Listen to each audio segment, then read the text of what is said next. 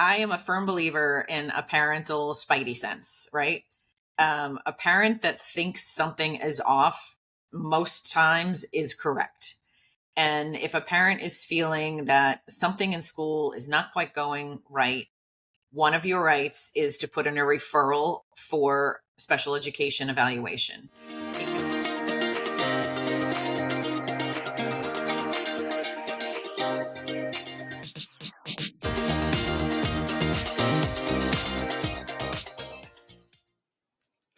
So just a quick pop in here from us, Nick and Sonia. We are so excited to share the second part of our interview with attorney Laura Heneghan. And, last time she talked about her own dyslexic journey with a dyslexic child, and also really went into clarifying for us the rights that your dyslexic kid has and that you have as a parent. And today it's going to be a little more about case studies, getting that sense of, how things might play out throughout the dyslexic journey, as well as her top tips. So we're really excited to share the second part with you today. I am a lawyer, so first I have to start with a disclaimer. So my words here are not to be interpreted as specific legal advice. It's intended to help with an understanding of parents' rights so you can ask the right questions of a lawyer of your choice in your state, and that this doesn't create any kind of attorney-client relationship between us. I was realizing as you were talking that it might be useful to step back for a second and talk about what is required in order to qualify for under the IDEA or Section 504. So in terms of evaluations, like I assume a parent can't just go to the school and say, hey, I think my child has dyslexia, we need an IEP, right? You actually absolutely can. Okay. Okay. Yeah, absolutely can. And I am a firm believer in a parental spidey sense, right? A parent that thinks something is off most times is correct. And if a parent is feeling that something in school is not quite going right, one of your rights is to put in a referral for special education evaluation. It can also be put in by any of the teachers. So your classroom teacher notices that Jane is just not quite keeping up with the peers. I would argue that the district has a duty. There is a provision in the IDEA called child fine that says the district is responsible when they suspect that there's an issue to put in a referral for special education evaluation to determine if there's an issue. It doesn't always happen that way. Most times it's the parent that kind of sees things progressively get worse and worse and worse and says, what can we do here? And as a parent, you put, some districts will have a form. It's in, you can just put in a referral through an email and say, I suspect there's something going on with my child and I'm requesting that evaluations occur. What that triggers within 10 days is they have to contact you and get a meeting that you go to, one of these IEP meetings, to discuss what they're seeing. They don't have to agree to evaluate. And this is actually a really good topic, because a lot of times what you hear, every state or district has some version of RTI, SRBI, MTTS, which are interventions that they're giving to kids that they notice might have some issues, but it's in the general education setting. It might be in kind of a small group. And what they'll say is, well, we'll start the MTTS or the SRBI or whatever you're calling it in order to kind of help. Or we're in the process of doing that, so we don't want to evaluate now because we're doing that. There is good law in place that they cannot use that process to delay this other process, right? If they have to evaluate if there's some kind of suspicion that there's an issue going on. Does that make sense? Yeah. So so let's just keep going as sort of as a case study here, I guess. So let's say you did that initial step of saying you suspected something was wrong. You had that meeting, and you were told that we're going to try the special reading group first, or whatever it is. Right. So at that point, I just want to make sure this is clear. So at that point, you could already say that I don't know how you'd say it exactly. Maybe you have advice on how to say it too, but like, yeah, what would be the wording to say that, to indicate like, but we have this right to at the same time evaluate? So that to me could be a child find violation, which we kind of touched on, that they have an affirmative obligation to kind of seek out kids who need special education services, and they failed to do so. And you as a parent pointed it out to them and they still failed to do so. So that is something you could file due process against. The other option you have is state complaints. You can file a state complaint, which is again, we could spend a lot of time on either of these things. It's kind of a different way to get a complaint in if there's a valid concern about a provision of FAPE. Check your state Department of Ed. Sometimes their decisions are all, like in Connecticut, all of the due process decisions are printed, so you can kind of read what the issues have been and see what the outcomes were. Some states have their state complaints up there. Again, we want to work toward resolution. So if you are not agreeing with what they're saying, I think you've got to contact maybe an advocate or an attorney to see what your rights are. Every state has a parent advocacy center. Some states have two, if it's a large state. There's a lot of information out there for parents on the web. I would look at, valid resources like Rights Law, Understood, those places to kind of see what your rights are, and how there's a lot of sample letters in those types of websites on how to approach this kind of thing. Okay. Yeah, that's great. So it seems like, or I guess my sort of naive thought here is that maybe it's enough to go back to the school and not really threaten, but say, okay, well, I really think my child should be assessed. And, if that doesn't happen soon, I'm going to go file this complaint. Like, is that ever effective? It can be effective. And to me, there's no real reason why a district shouldn't evaluate, because most of the time it's done by school personnel, right?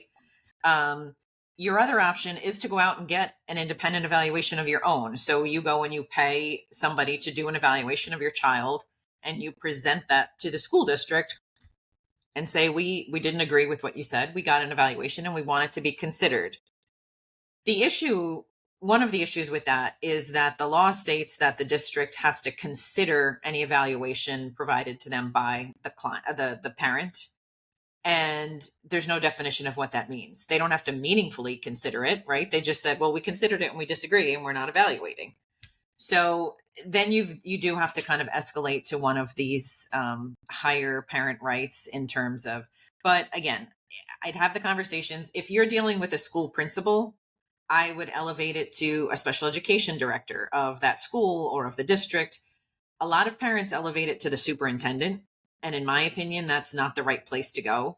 The superintendent has a lot of responsibilities and doesn't usually, I don't want to say they don't pay attention to, but special education is not their specific realm of knowledge. That's why they hire people to run those departments for them. So I would elevate it to a special education director and say, document your concerns, document everything. And when I say document, I mean, it's got to be in writing. And I think we run into these situations sometimes because all along we've been thanking the teachers and appreciating everything that they're doing and saying, oh, Jane is so happy in your classroom.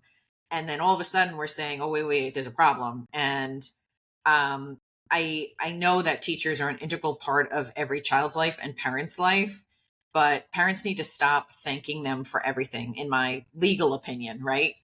Because it kind of sets this precedent that the parents are happy with what's going on. And then when you have a problem, everything they have in documentation says parents happy, Jane is happy, everybody's happy. So as you're having concerns, email the teacher. If you've gotten emails from the teacher that say, you know what, Jane is not really up to where her peers are, save that. Use that as the documentation to prove not only are you concerned, but somebody in the district is concerned about your child. Yeah, that's really important. to remember about documenting. Yeah. And keep, well, just, which sometimes simply means keeping those emails, making sure they don't get deleted. Yep. Let's take it just one step further in the process. So let's say that the evaluation happens, and you kind of don't believe their evaluation, whatever that was. I mean, we had a case where there was some sort of very tiny evaluation, I think, that happened at one point, and that it wasn't a real evaluation. But anyway, so that would be an extreme case if they didn't really do an appropriate evaluation. But what if you don't believe it and you feel like it wasn't extensive enough, or possibly, like in our case also, what can happen is sometimes if it's not the right certain kind of testing, particularly for bright children, then it's not showing the discrepancy properly or that kind of thing. So what is your recourse at that point, including potentially having the district pay for an outside evaluation? Sure. So when when you don't agree with what they've done, we have to look at, well, what did they do? What evaluations did they do? And when you're looking at a child, you've really got to kind of look at all the realms. You've got to look at cognitive and achievement and academics, and maybe speech, especially if dyslexia is concerned, and kind of executive functioning and attention, because there's a lot of things that can look like dyslexia that maybe are other things. And when you sit down with your team and you look, and they did a simple cognitive test, and that's all they did, which sometimes that's what happens. They didn't really dive deep enough into that, and you're disagreeing with what they did. So a really strong parent right is the right to an independent educational evaluation. We call it an IEE because we need an acronym for everything. And so when you ask for an IEE, and how this would look is it doesn't have to be at the PPT meeting, but a lot of times it is. You're at the meeting, they review it, and you said, we just don't agree. We think there's more going on here. We're requesting an independent evaluation in the area of a comprehensive literacy evaluation, of a neuropsychological evaluation, whatever it may be. They have two choices legally. They can agree to it, or they can file for due process against you in order to defend their evaluation. And as I say those words, people are probably going, they can what? Yes, they can file against you, which is incredibly scary. And it's a tactic, unfortunately, that can be used. What they can't do is say, well, you know what, we'll pay for half of it, which you see happen a lot. That's not one of those two choices. They can say yes, or they can, file for due process. That being said, I'm going to go back to, I always try to collaborate. If we can kind of figure it out, then we figure it out. An important piece here is that, so I'm in the Second Circuit. The country is broken into circuits, and it's grouped by states. And I'm in the Second Circuit, which is Connecticut, New York, and Vermont. After you have an initial evaluation, so you have that, I put a referral in, the team agreed to evaluate. I don't agree with their evaluations. They are not finding my child eligible for special education and related services. We here, because of a bad case law case, don't have the right to an IEE on those initial evaluations. So what are our options? We wait, we gather more information, we submit another referral, we get a private evaluation, those kinds of things. In other states, you can file on that initial evaluation that's done. The same holds true for your child is in special education and they're not making progress, you're not feeling things are going right. The district does they're required to evaluate your child every 3 years, they're triennial evaluations. If based off those evaluations you don't agree with something, you also have the right to request an IEE. And when you're requesting an IEE, you don't legally have to tell them why you disagree. To me, it's a good idea to have some legitimate reasons, and especially if you're going to try and kind of figure it out. Sometimes they did very limited testing. They are required to test in all suspected areas of disability. Maybe they didn't do that. Sometimes when that happens, they will say, you know what, we'll do that additional testing that we didn't do. And we'll go back to what are their options. That's not one of their options. And we don't want to give them another bite at the apple. If they're agreeing that more testing needs to be done, they've already had their chance. If they agree to an IEE, there are parameters around which it will be kind of approved. So it has to be within a certain distance, except for extenuating circumstances. There's always exceptions. They may require certain evaluators to hold certain certificates in this state. So you want to ask them for their guidelines and policies. That being said, when I see them, a lot of them are problematic and not legal, and we will file state complaints or those things against those parameters that they're setting. So you've kind of just always got to be aware of what your rights are. Again, read your procedural safeguards, check out these other websites and things like that.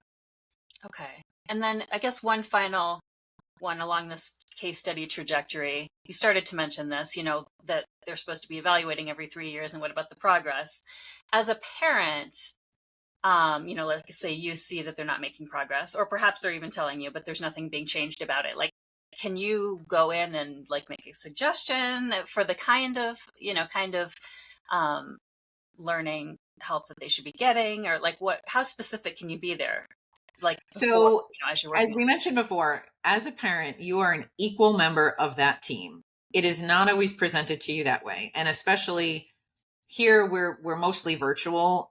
In the olden days, where we used to go into meetings and a parent would walk in and there's already 15 people seated at the table, you don't feel like an equal member, right? They can make a decision that you don't agree with and the decision stands. So again, it doesn't feel equal, but you have the ability to say whatever you want in there in terms of what you think your child needs. If they were to say no to it, then you need to document that, right? So in the case that they're doing the evaluations, hopefully, it would include a full cognitive assessment, because especially in kids with dyslexia, processing speed, working memory, those types of things can cause issues. You may need more evaluative information. You may need a neuropsychological, which gets more into brain function.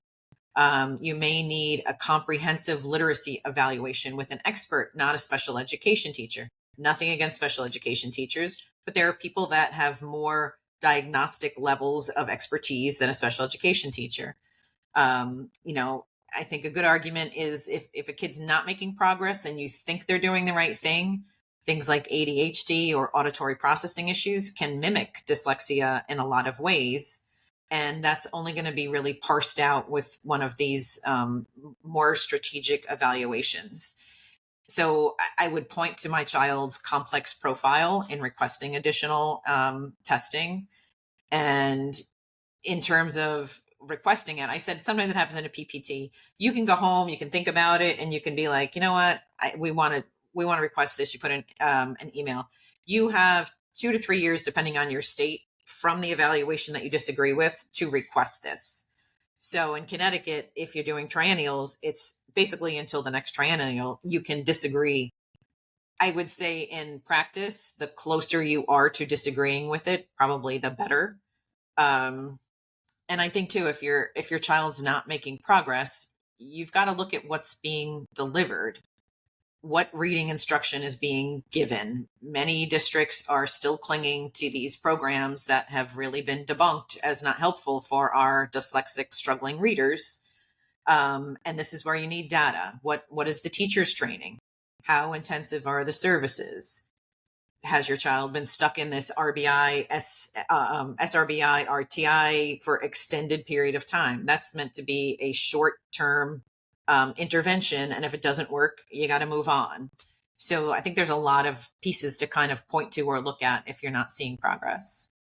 And so at what point, and I hate to ask it this way, but at what point should you give up on the public school and consider an alternative? So like in our case, we did send our daughter to a private school. Sounds like you did the same with your son. Yep. And, obviously that's not financially viable for a lot of families. So I guess it's kind of twofold. Like, one is, at what point should you consider those other options? And then two, we've heard that sometimes the school district actually will pay for a private education. Can you explain how that works? Yeah, so it really is kind of fact specific. You as a parent always have the opportunity to remove your child from public education and put them in a specialized school. And as you mentioned, a lot of parents don't have the financial means to be able to do that. In terms of when you kind of are looking to give up, it really is very facts. Like, I do see trends. I'll generalize to that extent that, much like my son, fourth graders is a big area. They still aren't reading well. The academic requirements are getting harder. The gap is increasing, and they are becoming cognizant that they are different. The anxiety sets in. They start not wanting to go to school.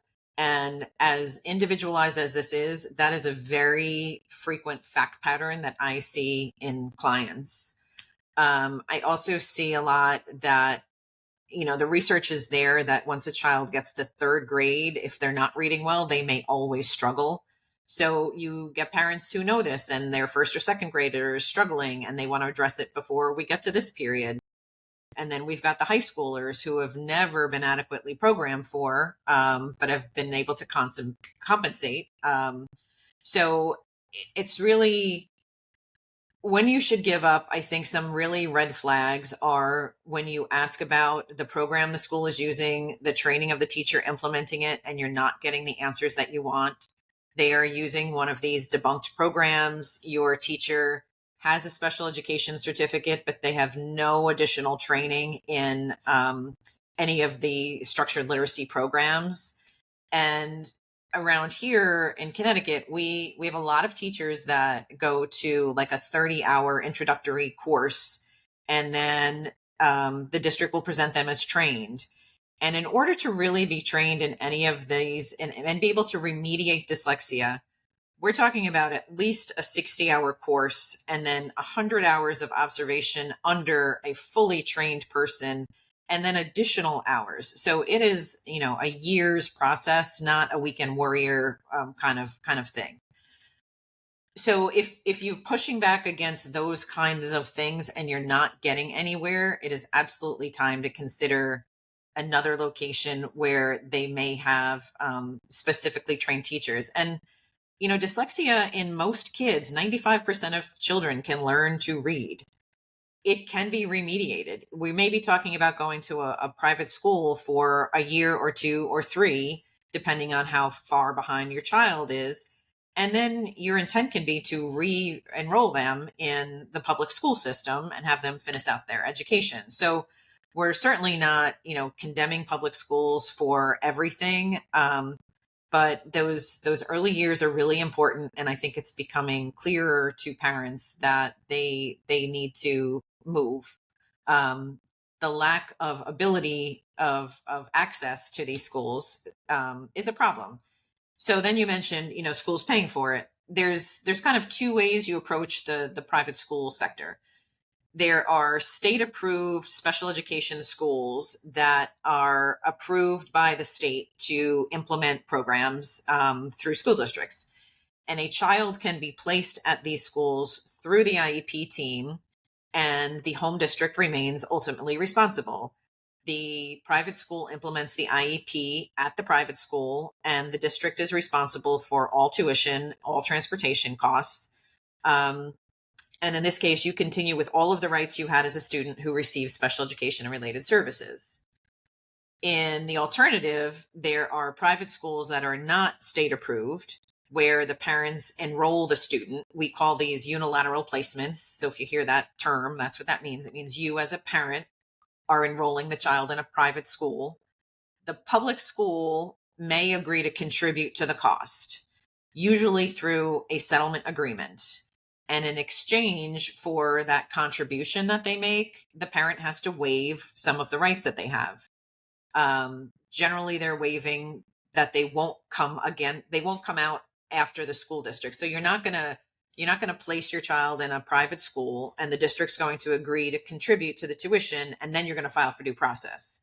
You're waiving that right to file for due process against them in exchange for the monetary compensation that you're going to get. So the settlement agreement is a contract, and it outlines all of the terms. When you're in that private school, the the home district has no responsibility. You're absorbing the appropriateness of that program. Private schools do not have to follow the IDEA. They will not implement an IEP. They will probably have some type of service plan. If they receive federal funds, they would have to, follow the 504 accommodations. Not all private schools receive federal funds. So yeah, there are a couple of different ways to get there. And if you're at an IEP meeting and you as a parent you can request outplacement. You can say, this isn't working. I want my child outplaced. If they disagree with you, that needs to be documented. And then you can continue to look at the private schools that are available. And then you can approach your district about whether they would be willing to contribute so that you do not file for due process against them. So you've got to be ready to file for due process. That's kind of the carrot on the stick. And then in the process of collaborating and settling, you generally can end up potentially with an agreement, depending on what their position is for their program. That was really helpful. Yeah, I hadn't really understood how that all plays out at all between the funding or even the rights in private education. So thank you for You're welcome saying that. So well, clarifying it for us. We're coming to the end of our time. We could talk to you forever about all this, but I guess what are either your top tips for parents or a top takeaway? What would you like to leave us with here before we'll let people know how to contact you as well? So, I think I've said it a few times that if you disagree, you want it documented. We don't want to see the parent agree to everything in the IEP. The whole purpose. So when you get an IEP, there is a 15-day implementation period before it kicks in. That time is for you to raise concerns that you might have with that program and document your concerns. And if the team declines to include your concerns in the IEP, a really important thing is to write a parent statement and submit it and ask that it be attached to the IEP as part of your child's record. I think that you want any data that the team has. You want before the PPT. You want to, if you have a PPT on Friday, on Monday, you want to say, we have a PPT as an equal member of this team. I need access to all of the documentation that's going to be reviewed at that meeting, including classroom screeners, assessments, standardized testing, anything proposed goals and objectives that we are going to talk about. And I think that is key in order for you to being able to participate and use those words. I think that, being informed of these rights is a really great step. And kind of specific to dyslexic students, when you're looking at the data, so there's two areas. There's mastery measures. So how is your child measured against themselves? So in September, Jane has 3 out of 10 closed syllables with blends. And in June, she's got 10 out of 10. And the district says, woohoo, look at that progress, right? That's a mastery measure. She's being measured against herself. The other area, which a lot of times they don't do and they really need to do, are called growth outcome measures. So how is your child progressing in comparison to their peers? All right, she's gained 7 closed syllables with blends, but she's dropped 2 grade levels in reading comprehension. So incremental progress is not meaningful progress. And I think it's only been very recently that I've come to really understand how important this is, because we're talking about progress. So you want a dibbles is a good example of something that you want your team to be doing on your child in order to see what that growth is relating to their peers. So I could go on forever with tips, but that's kind of my top. Yeah, no, that's really important. And what is a dibbles again, just for anyone who might not know? A dibbles is an assessment. You can Google it. You can get the chart that shows where your child should be. It measures several different things. One of the very important things is words correct per minute by grade level. And you will probably get data in some form from your school district that says what level your child is at. It may say that last year your child was at 50 and now they're at 75 and yay, they're doing great. But the grade level standard might be 120. So that's where you've really got to dive into what the data looks like and not just accept that progress is an increase in any number. Yeah, that's so helpful, taking those terms and really digging into how that looks, Yep. and what we really want to be looking at in it. This has been so wonderful and so helpful. So Oh, how good. can people contact you specifically if they'd like to get legal advice or assistance from you? So I can only provide legal advice in Connecticut. I'm Okay. admitted in New York, but I'm busy enough. I don't practice in New York, and but I'm always happy to answer kind of general questions. Absolutely, get feedback from people. Point you in a direction of a resource that might have mentioned or something like that. So I don't want people to not reach out. I just want you to know I'm not going to answer specific questions on your child's issue, but I can be reached at Laura at sped.esq, and my website is sped.esq. And if you now need to look for an attorney or advocate, the first place I would really recommend that you go is COPA.org, COPAA. It is the Council of Parents, Attorneys, and Advocates. Most of us in the country are members there, and there is a directory by state or location where you can look for somebody that might be able to help you in your location. Fantastic. And we will definitely put that in all the informational areas as well, description box and whatnot. So thank you so much. I mean, You're welcome. it's been so wonderful to dig in with your expertise. Yeah, again, I feel like we could keep talking to you for hours, but I think probably an hour is enough for our listeners to digest it once. It's true. I was about at that level right now. Yeah. I know it's legal. It's a lot, but yeah. Well, anyway, thank you so much. no, I really appreciate the opportunity to kind of reach out and help people. So thank you.